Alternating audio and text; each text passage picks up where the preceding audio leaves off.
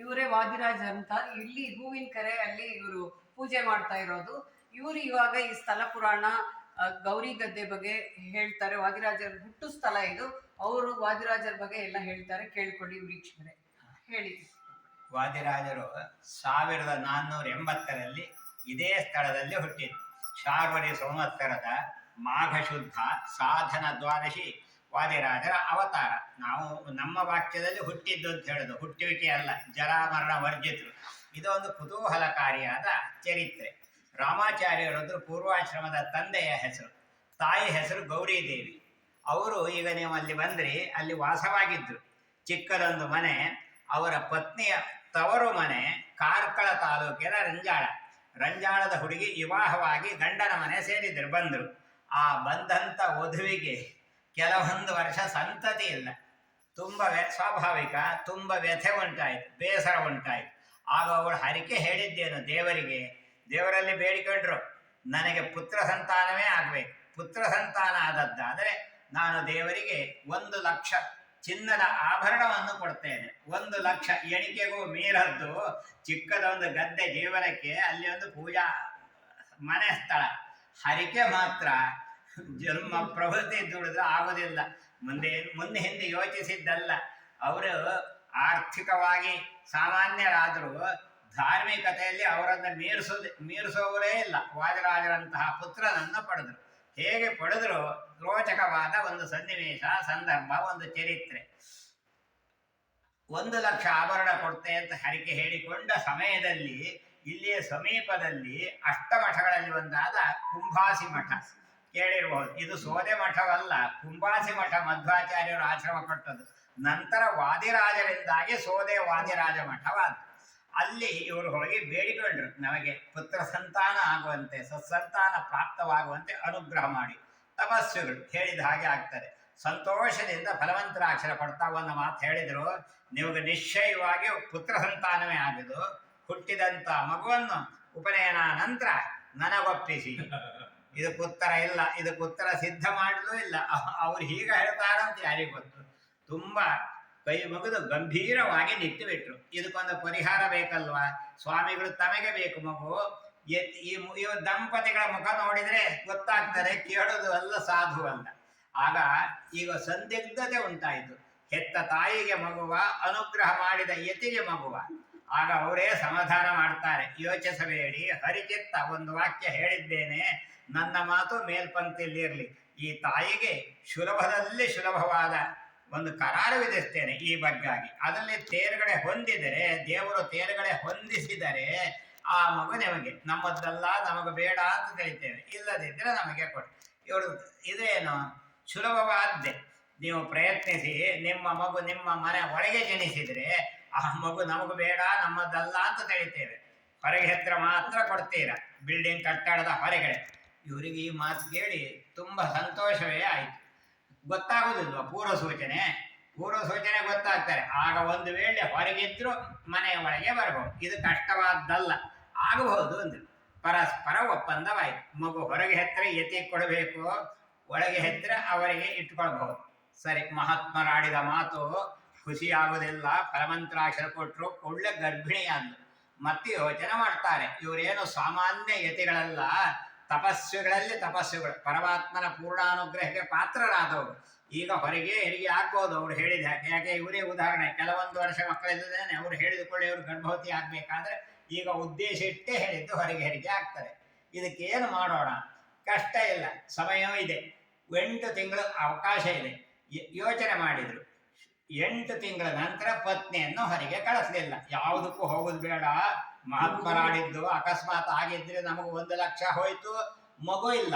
ಆದ ಕಾರಣ ಜಾಗ್ರತೆ ನೋಡಿ, ಜಾಗ್ರತೆ ಮಾಡ್ತಾ ಇದ್ರು. ಒಂದು ದಿನವೂ ಆ ತಾಯಿ ಮಗು ಹೊರಗೆ ಹೊಡ್ತಾರೆ ಅಂತ ಯೋಚನೆ ಮಾಡಲಿಲ್ಲ. ಸಂದರ್ಭ ನೋಡಿ ಬಂತು, ಸುಲಭದಲ್ಲೇ ಸುಲಭವಾದ ಸಂದರ್ಭ. ಆ ತಾಯಿಗೆ ಮಾತ್ರ ಇದೊಂದು ಧರ್ಮವೇ ಅಡ್ಡ ಬಂದ ಹಾಗಾಯ್ತು ನೋಡಿ. ಇವರು ಹುಟ್ಟಿದ್ದು ದ್ವಾದಶಿ, ಶಾರ್ವರಿ ಸಂವತ್ಸರದ ಮಾಘ ಶುದ್ಧ ಸಾಧನ ದ್ವಾದಶಿ. ತುಂಬ ಆಚಾರವಂತರು, ನಿಷ್ಠಾವಂತರು, ನೇಮಿಗಳು. ಅವರು ದ್ವಾದಶಿ ಬೇಗ ಊಟ ಬೇಕು, ಸಾಧನ ದ್ವಾದಶಿ, ಏಕಾದಶಿ ನಿರಾಹಾರ, ದಶಮಿ ಒಂದೇ ಹೊತ್ತು ಊಟ, ದ್ವಾದಶಿ ಊಟಕ್ಕೆ ಕುಳಿತಿದ್ದಾರಷ್ಟೇ. ಇಲ್ಲಿ ಒಂದೇ ಗದ್ದೆ, ಇಲ್ಲಿ ಹಸು ಬಂದಿದೆ, ಧಾನ್ಯ ತಿಂತ ಉಂಟು. ಇದು ದೊಡ್ಡದಲ್ಲ. 1,00,000 ಹರಿಕೆ ಹೇಳಿಕೊಂಡವಳಿ ಧಾನ್ಯ ತಿಂದು ಹೋಗ್ತಾರೆ ಅಂತ ಅವಳು ಬಂದದ್ದೇ ಅಲ್ಲ. ಅವಳು ಹಾಗಾದ್ರೆ ಇಲ್ಲಿಗೆ ಯಾಕೆ ಬಂದ್ಲು? ಆಚಾರ್ಯರು ಈಗ ಊಟದಿಂದ ಎದ್ರೆ, ಹಸುವನ್ನು ಓಡಿಸ್ಲಿಕ್ಕೆ ಎದ್ರೆ ಏಕಾದಶಿ ಫಲ ಬರೋದಿಲ್ಲ. ಏಕಾದಶಿ ಪೂರ್ಣ ಊಟವಾಗಿ ತೀರ್ಥ ತಗೊಂಡು ಕೃಷ್ಣಾರ್ಪಣ ಬಿಟ್ಟರೆ ಮಾತ್ರ ಏಕಾದಶಿ ಫಲ ಬರ್ತದೆ. ಇವಳು ಹೇಗಿದ್ದಾಳೆ? ಆರೋಗ್ಯವಾಗಿದ್ದಾಳೆ, ಸ್ವಲ್ಪವೂ ಅನಾರೋಗ್ಯ ಇಲ್ಲ. ಯೋಚನೆ ಮಾಡ್ತಾರೆ, ಹಸುವನ್ನು ಈಗ ದೂರ ಮಾಡಿ ಬಂದ್ರೆ ಆ ಪುಣ್ಯ ಅಂತ ಹೇಳೋದು ನಮಗೆ ಬರ್ತಾರೆ. ಆಚಾರ್ಯರು ಹೇಳೋದು ಬೇಡ, ಏಕಾದಶಿ ಮಹಾವ್ರತದ ಪುಣ್ಯ ನಮಗೆ ಬರಲಿ. ನಾನು ಆರೋಗ್ಯವಾಗಿದ್ದೇನೆ, ಯಾವ ಸ್ತ್ರೀಯರೇ ಯಾರು ಒಂದೇ ನಿಮಿಷದಲ್ಲಿ ಹೆರಿಗೆ ಆಗೋದಿಲ್ಲ. ಪೂರ್ವ ಸೂಚನೆ ಇಲ್ಲದೇನೆ, ಯಾವ ಸೂಚನೆ ಇಲ್ಲ, ನಾನೇ ಹೋಗಿ ಬರ್ತೇನೆ. ಈಗ ಒಂದು ವೇಳೆ ಆಚಾರ್ಯರು ಬಂದಿದ್ರೆ ಮತ್ತೊಂದು ಊಟ ಮಾಡೋ ಹಾಗಿಲ್ಲ, ಆಗ 2.5 ದಿನ ಉಪವಾಸ ಆಗ್ತಾರೆ. ಇವಳಿ ನೋಡಿ, ದೇವರು ಸ್ವಲ್ಪ ಮಟ್ಟಿಗೆ ಹೊಟ್ಟೆ ನಾವು ಕೊಡಬಹುದಿತ್ತಲ್ವ, ಬರ್ತಿಲ್ಲ. ಅಥವಾ ಪಾಂಡ್ಯವಿನಿಗೆ ಇದೇ ಅವಕಾಶ ಕೊಟ್ಟಿದ್ರೆ ಆಚಾರ್ಯರು ಎದ್ದು ಬರ್ತಿದ್ರೆ ಮತ್ತೊಂದು ಊಟ ಮಾಡಬಹುದು, ಎಷ್ಟೇ ಆಚಾರವಂತರಿಗಾಗಿ. ಈ ಸಂದಿಗ್ಧತೆ ಬಂತು. ಇಲ್ಲಿಗೆ ಬಂದ್ರು, ಇದು ಪ್ರಸವವಲ್ಲ. ಅವಳು ಕೇಳಿ ತಿಳಿದಿದ್ದಾಳೆ ಪ್ರಸವ ವೇದನೆ ಇರ್ತಾರೆ ಅಂತೇಳಿ. ಇಂದು ನಾಳೆ ಹೆರಿಗೆ ಹೋದು ಪ್ರಸವವಲ್ಲ, ಅವತಾರ. ಅವತಾರಕ್ಕೆ ಯಾವ ವೇದನೆಯ ಮುನ್ಸೂಚನೆ, ಸುಖವಾಗಿ ಸಂತೋಷವಾಗಿ ಇರ್ತಾರೆ. ಇದೇ ಸ್ಥಳವನ್ನು ಗುರುತಿಸಿದ್ದಾರೆ, ಇಲ್ಲಿ ಅವತಾರವಾಯಿತು. ಇಬ್ಬರನ್ನ ಜೊತೆಗೆ ಇಲ್ಲಿ ಬರ್ಲಿಕ್ಕೆ ಹೇಳಿದ್ದಾರೆ ಯತಿಗಳು. ಅವರು ಇಲ್ಲಿ ಇದ್ರು, ನೀವು ಸುಮ್ಮನೆ ಇದ್ದು ಬಿಡಿ, ಅವತಾರ ಆಗ್ತಾರೆ, ಏನೋ ತೊಂದರೆ ಇಲ್ಲ ಅಂತ ಹೇಳಿದ್ದಾರೆ, ಕಷ್ಟವೇ ಇಲ್ಲ ಅಂತ ಹೇಳಿ. ಇಲ್ಲಿ ಒಂದು ಭಾರಿ ಗಾತ್ರದ ಅಶ್ವತ್ಥ ಮರ ಇತ್ತು. ಅಶ್ವತ್ಥ ಮರದ ಸಮೀಪದಲ್ಲಿ ಓರ್ವ ಗರ್ಭಿಣಿ ಸ್ತ್ರೀ ಬರ್ತಾಳೆ, ಅವತಾರವಾಗ್ತಾರೆ, ಪ್ರಸವವಾಗ್ತಾರೆ, ಸ್ಪಷ್ಟ ಹೇಳಿದ್ದಾರೆ. ಅಶ್ವತ್ಥ ಮರ ಈಗ 60 ವರ್ಷ ಆಯಿತು. ಇಲ್ಲಿ ಅವತಾರ ಅವರೇ ಮುಂದೆ ವಾದಿರಾಜ ಸ್ವಾಮಿಗಳಾದರು.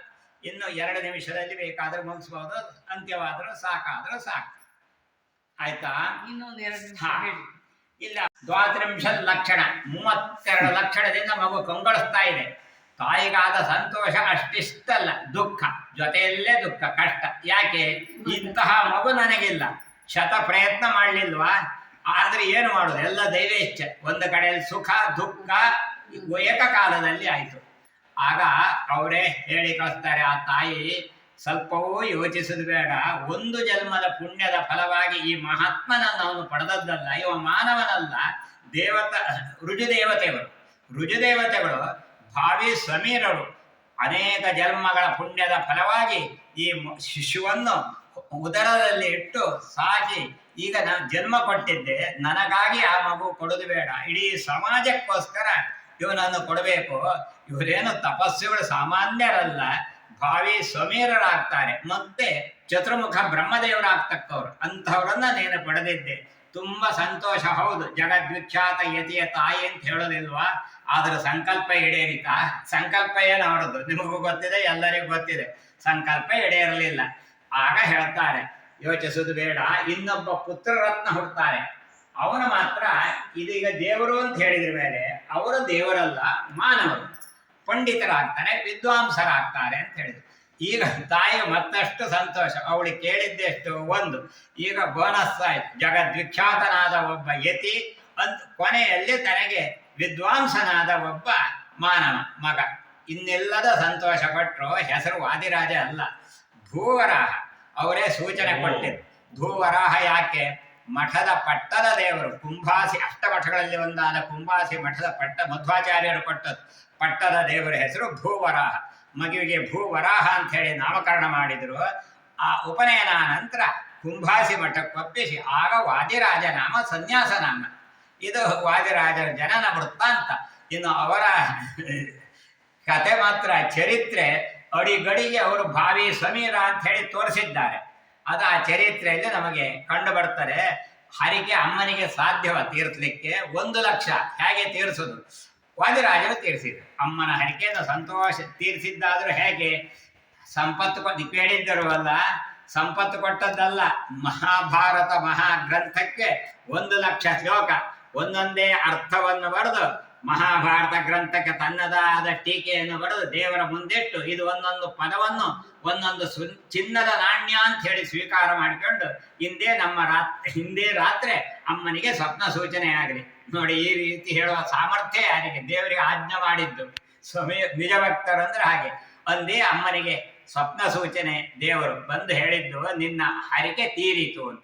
ಇಂದಿಗೂ ಪುಸ್ತಕ ಇದೆ. ಇದಕ್ಕೆ ಹೆಡ್ಡಿಂಗ್ ಕೊಟ್ಟಿದ್ದಾರೆ ಲಕ್ಷಾಭರಣ. ಅಮ್ಮ ಆಭರಣ ಹೇಳಿದ್ನಲ್ವಾ, ಲಕ್ಷಾಭರಣ ಲಕ್ಷಾಲಂಕಾರ. ಅಂತಹ ಮಹಾ ಮಹಿಮರು ವಾದಿರಾಜರು. ಇದು ಧನ್ಯವಾದ.